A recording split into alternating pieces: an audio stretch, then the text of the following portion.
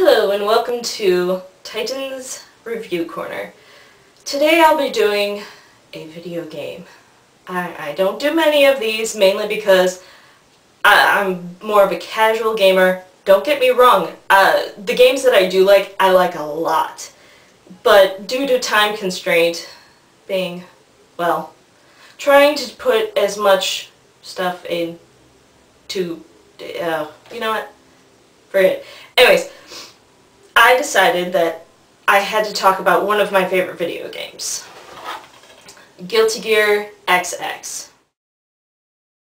Or GGXX. Or GGX2. It's got a lot of names. Anyways, this series in particular, if you like fighting games, and sometimes even if you don't like fighting games, I recommend this one. It's for the PlayStation 2.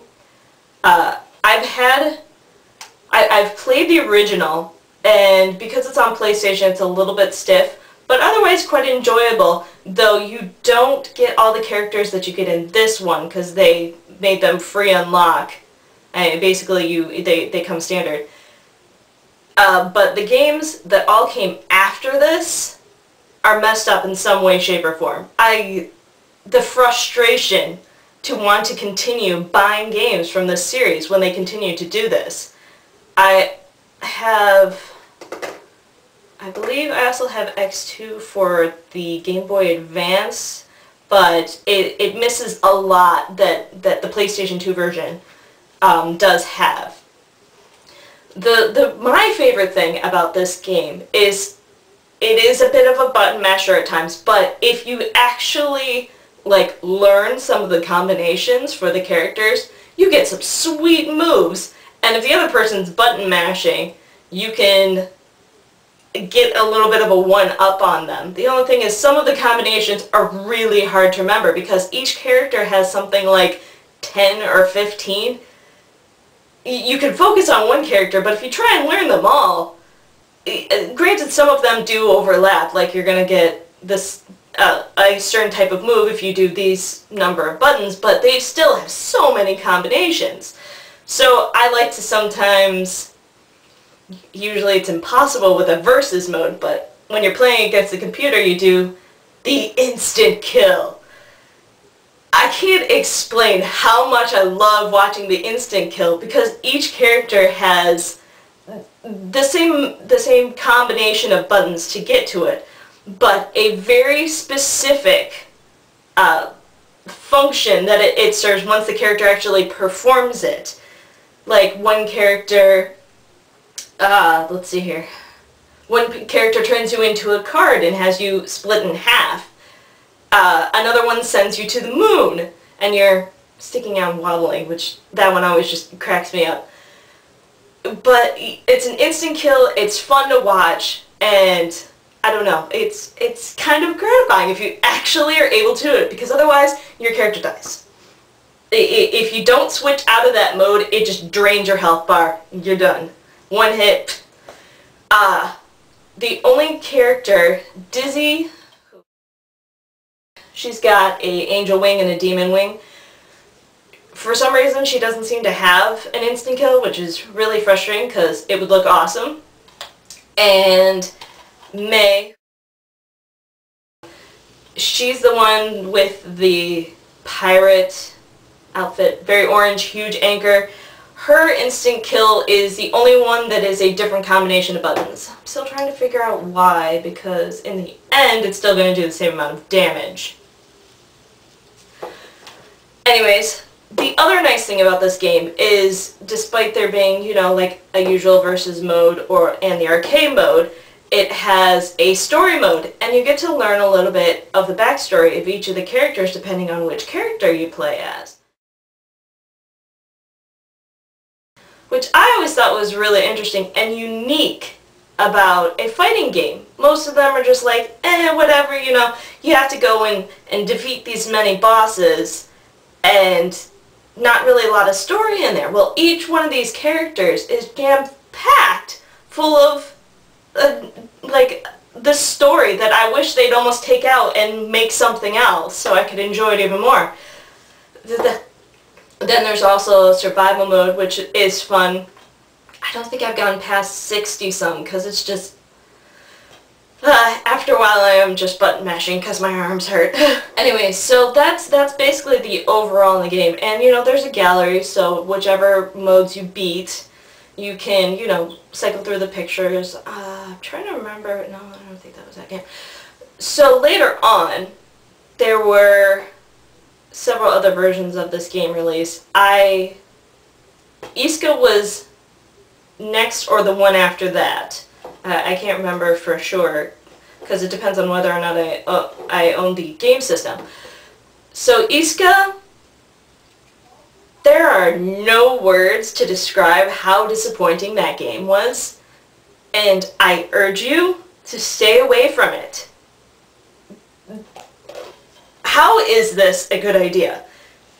Taking your controller, and in order to actually be facing your opponent, you have to hit a button to change which direction you're facing. Come on! That got old in about 5 minutes. Maybe even sooner than that. I remember getting it for Christmas some years ago and being like, really?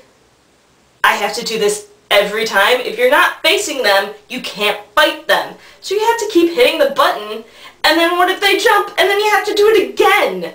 And that wasn't the only thing that made me mad. They completely took away the instant kills. All of them. You can't do them. They had this, like, arcade style walk through, beat 'em up. There we go. And I was like, well, that's pretty cool, but the fact that you have to keep turning back and forth just totally sucks the fun out of the gameplay. So I was like, no. It was cool getting new characters, like there was Robokai you could play as, and Abba, there we go. And there was Abba, and Abba's really a cool character, and I was like, I'm not going to get to play as her because I can't even get her to do anything. The character's just so bulky, especially with that gameplay. So I sold my copy off. I feel better about that. And I ended up getting, I believe, I'm not positive on this, it's pronounced Asincore. And that one, those are both for the Wii, by the way. That one came out much, much better.